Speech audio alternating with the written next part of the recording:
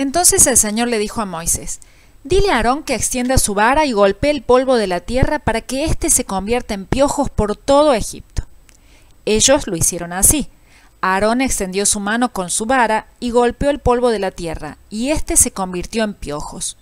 En todo Egipto, todo el polvo de la tierra se convirtió en piojos, lo mismo en la gente como en los animales. Los hechiceros hicieron también sus encantamientos para convertir el polvo en piojos, pero no pudieron. Así que tanto la gente como los animales tenían piojos. Entonces los hechiceros le dijeron al faraón: esto es obra del dedo de Dios. Pero tal y como el Señor lo había dicho, el corazón del faraón se endureció y no les hizo caso. Éxodo 8, 16 al 19. Debido a la negativa del faraón de dejar ir a los israelitas de Egipto, Dios había enviado dos plagas terribles. En primer lugar, el río Nilo y todas las fuentes de agua se habían transformado en sangre. Después de los 7 días que duró esa plaga, el Señor envió una segunda e hizo que una multitud incontable de ranas llenara cada rincón de Egipto, robándose la paz de todos sus habitantes. No obstante, aunque el poder de Dios había quedado en evidencia, los hechiceros fueron capaces de replicar ambos milagros, y esto dio al faraón una excusa para endurecer su corazón contra Dios y desobedecer su mandato. Por ese motivo, Dios envió a Moisés a realizar una nueva señal. Es interesante observar que la cadena de mando nunca se alteró. Dios le daba una orden a Moisés y Moisés le hablaba a Aarón para que la ejecutase. Desde el primer milagro se repitió esta misma secuencia de autoridad y obediencia. ¿Por qué? Porque Dios es un Dios de orden y autoridad. Moisés fue escogido y llamado por Dios. Por lo tanto, era él quien recibía las indicaciones directamente de Dios y él se las comunicaba a su hermano Aarón, quien era el responsable de ejecutarlas. En otras palabras, Moisés obedecía a Dios, y al obedecer a Moisés, Aarón también estaba obedeciendo a Dios. Piénsalo. Así como Aarón, tú también tienes por encima de ti autoridades representativas de Dios. Esas autoridades pueden ser tus padres, tus profesores, los líderes de tu iglesia, tu jefe o las autoridades civiles. Y a menos que sus órdenes entren en conflicto con lo que Dios manda en su palabra, tu actitud ante ellas debe ser de obediencia. Todos debemos someternos a las autoridades, pues no hay autoridad que no venga de Dios. Las autoridades que hay han sido establecidas por Dios. Por lo tanto, aquel que se opone a la autoridad en realidad se opone a lo establecido por Dios, y los que se oponen acarrean condenación sobre ellos mismos. Romanos 13, 1 y 2. Esta vez, la plaga fue el polvo de la tierra convertido en piojos.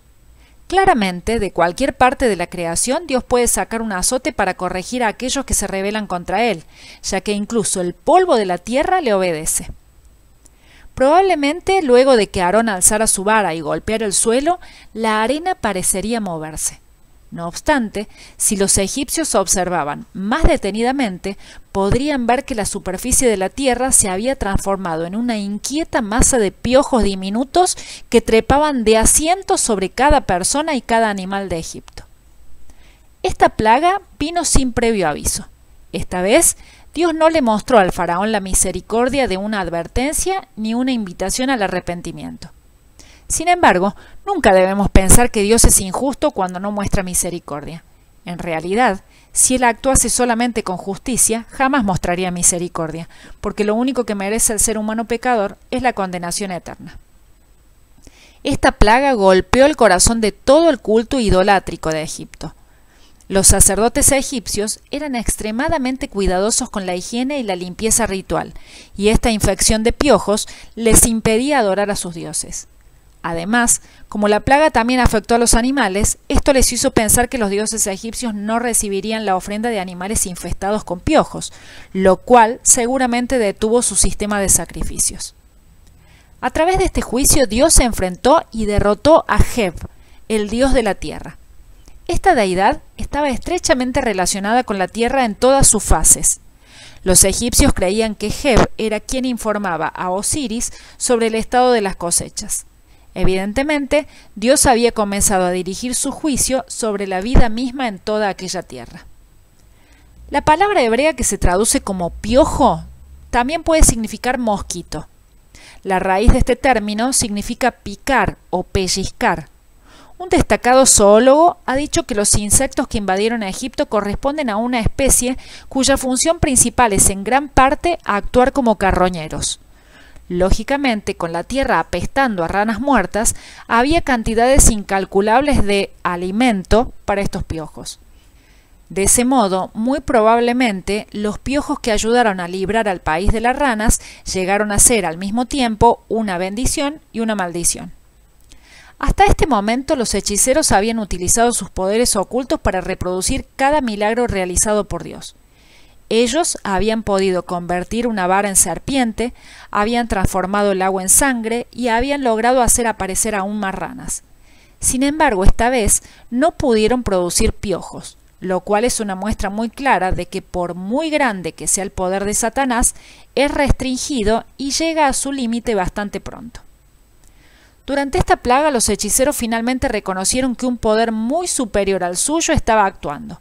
Al admitir que era Dios quien estaba produciendo estas calamidades, los magos fueron mucho más sabios que el faraón, quien, a pesar de que las señales que ya había visto le demostraban que no había ningún motivo racional para insistir en su rebelión, ni siquiera estuvo dispuesto a escuchar el análisis de sus propios consejeros, sino que tercamente endureció aún más su corazón contra el Señor.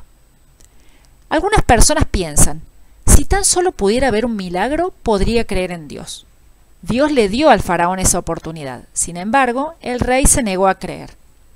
Podemos pensar que el rey de Egipto fue necio y que eso le impidió ver la verdad. Sin embargo, es exactamente al revés. Cuando una persona se niega a creer en Dios, entonces se vuelve ciego y necio. A pesar de haber conocido a Dios, no lo glorificaron como a Dios ni le dieron las gracias, sino que se extraviaron en sus inútiles razonamientos y se les oscureció su insensato corazón. Aunque afirmaban ser sabios, se volvieron necios. Romanos 1, 21 y 22.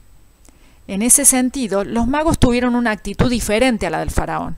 Ellos reconocieron que el Señor es el único y verdadero Dios, y que su poder era mayor que el de ellos. No obstante, aquel era un poder al que no estaban dispuestos a servir ni a honrar. Por lo tanto, estaban tan perdidos como el faraón. Piénsalo. Tal como los magos de Egipto, una persona puede creer que Dios existe. Sin embargo, si esa comprensión no la lleva a vivir de acuerdo a las demandas de ese Dios, su fe no sirve de nada. Recuerda, si la fe que dices tener no te lleva a someterte a la voluntad de Dios, entonces tu fe está muerta y estás tan perdido como cualquier demonio. Hermanos míos, ¿de qué sirve decir que se tiene fe si no se tiene obras? ¿Acaso esa fe puede salvar? Alguien podría decir, tú tienes fe y yo tengo obras. Muéstrame tu fe sin obras y yo te mostraré mi fe por mis obras. Tú crees que Dios es uno y haces bien, pues también los demonios lo creen y tiemblan. Santiago 2, 14, 18 y 19.